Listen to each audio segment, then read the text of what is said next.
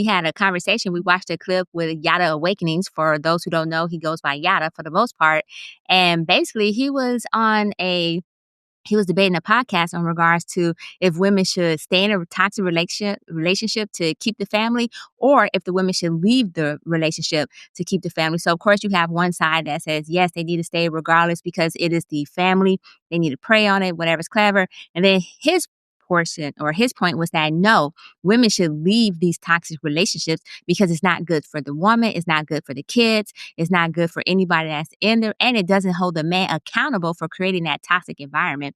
So, with that being said, what are your guys' thoughts on this? Should women actually stay in the toxic relationship just to hold the family together? Or is this just another example of women leaving too quickly? Are women more likely, well, actually, are women just expected to stay despite what's happening, basically? So, what are you guys' thoughts? Man, this is so layered, and it's layered for a lot of reasons, right? My initial answer is no, you don't stay in a toxic situation because there's two kinds of education that children are getting from watching their parents and watching their parents' relationships. They're getting the explicit, that's what you tell them, right? The rules and the boundaries and all that.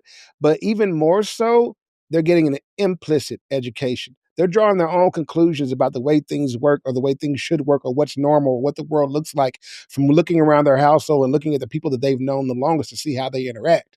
So you got to really, really look at what kind of examples you're setting.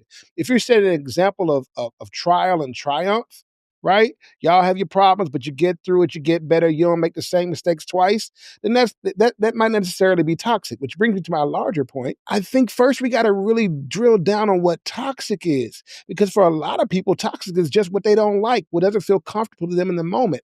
Change doesn't feel comfortable in the moment. And honestly, the biggest promoter for change is pain. Pain is what makes us do something different. When you're sitting around, you don't get up and get something to eat till you get hungry. You get the hunger pains, right? Pain is a motivator. It's a natural motivator. And pain is not always a reason for us to move as much as it's a reason for us to maybe do something different and do it better. So when I think of toxic, I think of something that I cannot live in, right? I think I gave an analogy some time ago, and I'll use it again because it's simple, right? Water, we all need water to live, right? Human beings, we need water.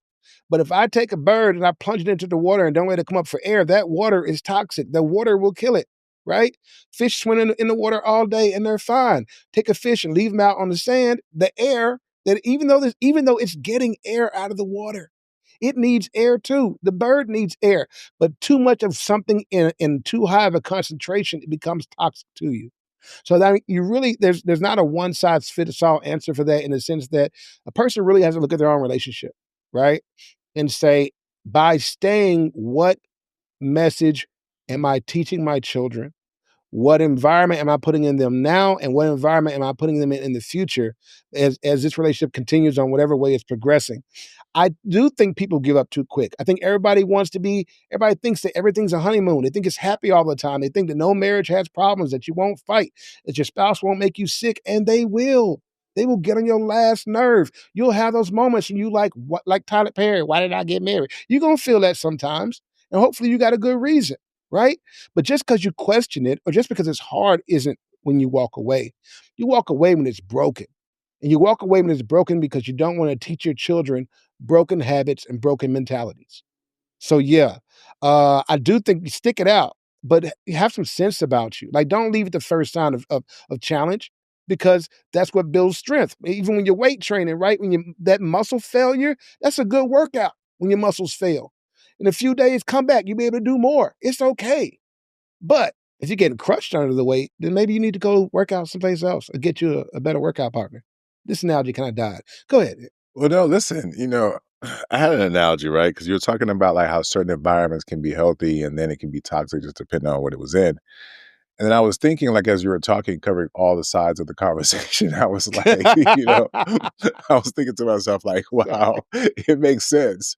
And he's right, all these points. It's so like very thoughtful and thorough. I was like, this is toxic for the rest of us trying to have a show where we might have competing opinions, right? Like, I felt like you covered so many sides that like I'd have to find an obscure one to argue with you, which doesn't make for good television. uh, or podcasting. So I think it's all love, you know. I'm toxic. I'm So what? toxic. Whether no, that's okay. That's okay. You know, listen, talk your talk. You know, I just sometimes just stay on the side of the street. Uh, is it toxic or no? But no, no, I'm kidding. Because dead ass, I was gonna probably say the same thing. I was like, it depends on your definition of toxic. But what we're really talking about, because I feel like this story only really gains legs because this is something that men have been conditioned to do for a very long time. Like we'll stay in relationships even if it's not good because we prioritize certain things like family. I think the full question was, should women stay in toxic relationships for the family? Right. And we're in the age of equality. Right. And so I think what's good for the goose, some of y'all would say is good for the gander, even though I argue a little bit against that. But if that is the situation, then why would it not make sense? You know what I'm saying? Given the way that everybody wants to be like equal to a certain extent, right? Like you're the one who had these kids. You chose the guy that you were with. I'm assuming you have to see some benefit. I mean, I'm not saying it got to be no benefits, right? But if he's paying some bills, y'all going 50-50 or whatever, he can watch the kids sometimes. If he's bringing utility, if he's not a bad guy, he's a decent father. I mean, I don't know what metrics you're judging that on. Like, is he teaching him to ride a bike? There, like, I don't know. Are they spending quality time? Is just the father who provides? I don't know, right? What the metrics is that some of y'all would use to determine in terms of what family means to you. But I'm just saying that I do think the reason why this comes up is because the expectations are shifting in regards to, yeah, you're a breadwinner too now, right? Okay, cool. You're a head of household too now, right? Cool. You're a boss bitch too, right? Cool. So should you also stay in a relationship if it's in the benefit of the kid? Right? Because a lot of men will stay in unhealthy relationships for the benefit of kids. And to be honest, women will too. Right now, it brings up Jay's point in terms of what is toxic. Right. I feel like nowadays, we joke here on the BOC pod and we use toxic because I think most people are probably toxic, right? Maybe like a little bit more crude version or maybe like a nastier version. We use it here kind of playfully, right? But in truth, I don't think that like the way that people use the word toxic is really about people who can't live in an environment. Right. Nowadays, I think Jay mentioned it like, oh, just because you disagree, oh, that's toxic. Oh, because you have a different opinion, oh, that's toxic. Right. So what I'm saying is for us, the proper word would probably be toxic when you're just playfully disagreeing or you have a difference of opinion. But if you're talking about things like abuse, for example, that would be toxic, whether it's mental, emotional, financial, or otherwise, right? There are some things that I think most of us could agree would be very difficult for a person to live in that environment. But what's happening is when we hear stories about how many women initiate divorces, when we hear about, oh, it's not about being happy or being content, we also realize that we have to acknowledge that a lot of women are leaving relationships for bullshit that is not toxic. Right. For me, anyways, what I can say though is that if you decide to marry someone and make a commitment with someone, what does commitment mean to you? Right? Do you have steps where you're taking to make sure that you uphold that commitment? And if it falls short, you kind of have a backup. Like even for me, at stages in my relationship where I felt like it was about to be a wrap, I had fail safes. I said, you know what? Let's do this, let's do this, let's do this, just in case. We want to take every step that we can. So that way, if we have to walk away from the relationship, that we knew we did everything that we could. There would be no regrets. And hopefully that would allow us both to be amicable regardless of the outcome, right? A lot of y'all just be running so quick.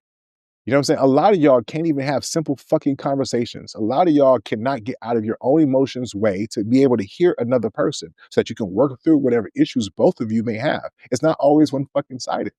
Right. So for me, it's just funny because a lot of times it's crazy how the women who say, oh, this is toxic, end up creating the toxic relationship in and of themselves. Like if you're sitting there being hyper jealous or hyper, demanding and no consideration and you're holding back sex and you're doing all these things, right? In your rightful way to do it because women can just be crazy and that's okay, right? Until the man draws a boundary. You know what I'm saying?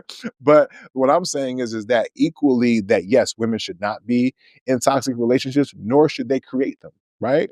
Or recognize how they participate in creating them sometimes to a certain extent, or how they misdiagnose it, or how they overinflate it to be something that it's not. Meanwhile, you have children that you've brought into this world that I don't think a lot of y'all are really considering. Right. So, yes, I'm not saying being in a relationship with the guy's choking you out. None of that. Nobody reasonably would say these things. The reason why I think this is a conversation is because I think reasonably speaking, too many of y'all are bailing too quickly. Y'all quit jobs too quickly. Y'all quit school too quickly. Y'all quit careers too quickly. Y'all quit ambitions too quickly.